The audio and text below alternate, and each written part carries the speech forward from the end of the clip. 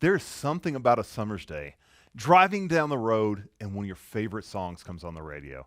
You know, it sort of makes you want to roll your windows down and cruise. They should probably write a song about that, but it doesn't matter. It's true. There is something about a song that you identify with that makes you want to turn your radio up and sing at the top of your lungs, no matter how off key you are. And recently when I was driving to church, this happened to me. Now, I don't want to talk about the song that I was belting out driving down 64. Maybe I will another day, but I've come to talk about the song that came on the radio next, Running on Empty by Jackson Browne. And it got me thinking, how many people right now feel like they're running on empty? How many people could relate to this songwriter's feelings that they have no more to give?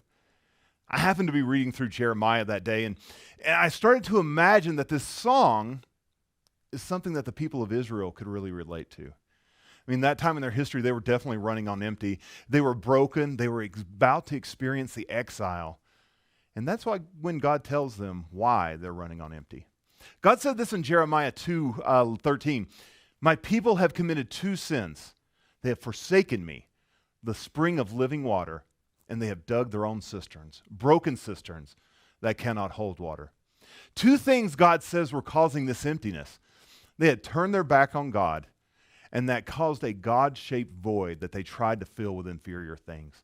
They were using false gods to fill the hole that was left when they turned their back on the real God.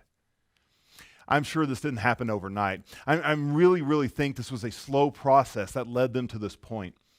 Maybe it just started with them being ungrateful, thinking that everything they had, even the food on their table, was by their own efforts and not by the grace of God. So maybe they just stopped giving thanks before a meal. Maybe it started with them playing around with a particular sin. Or maybe it was just finding other things that they'd rather do than spend time alone with God and His Word so that they stopped growing. Want to know how I know this can be true? I'm really sure of this because I can identify with being empty too. I've been there. I've done that, and I'm sure you have too.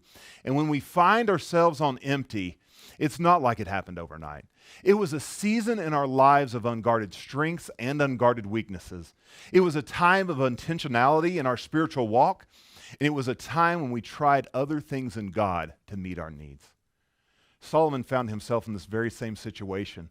You could say that the entire book of Ecclesiastes is about Solomon trying to refill his empty tank. He says specifically in chapter 2 that, I said to myself, come on, let's try pleasure. Let's look at this good thing in life. But I too found this meaningless. There's no doubt that even Solomon was running on empty. So what can we do when we see that our low fuel light is on? Our first step is we have to turn back to God. We need to humble ourselves and realize we aren't as close to God as we think. We need to start recognizing Him and His work all around us, recognizing His hand on all parts of our lives, and start thanking Him for it. Start to realize that without Him, we are nothing. Let Him speak through us using His Word, and we need to talk to Him. Not in a rehearsed, systematic way, but just talk to Him like a friend. Let Him know what you're going through. You're not going to surprise Him with anything you say. He already knows, but He wants to hear it because He cares. We have to turn back to God in everything. Then once we've given God the proper place in our lives, we need to start to remove those things that we use to try to replace Him. Now, I can only tell you what those things were in my life, and only you know what you use to try to fill that God-shaped hole in yours. I mean, we can use leisure, family, jobs, sports. We can even use religious activities and service to try to fill this hole that only a personal, growing relationship with God can fill. Now, don't get me wrong, these are all good things until they start to take the place of God. Then they become idols in our lives. And that is something Satan loves to do. Take something that God made for good and use it to damage our relationship with Him. And if we let him, Satan will use anything, and we might not even recognize that he already has. Now, I'm not sure where you are or even when you're listening to this, but I am convinced someone out there needed to hear this today.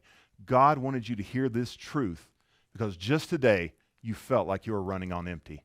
He wants you to know that he hasn't moved. He is still right there for you.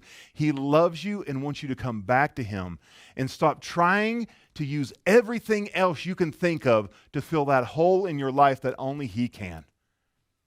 So to whoever is watching this, I want you to know I'm praying for you right now, and I'll be praying for you then. It's time to stop hoping that you can keep running on empty and come to the only one who can fill your life. As God says in the Revelation 21:6, I am the Alpha and the Omega, the beginning and the end. To all who are thirsty, I will give freely from the springs of the water of life. Folks, it's time to stop running on empty and come and get filled.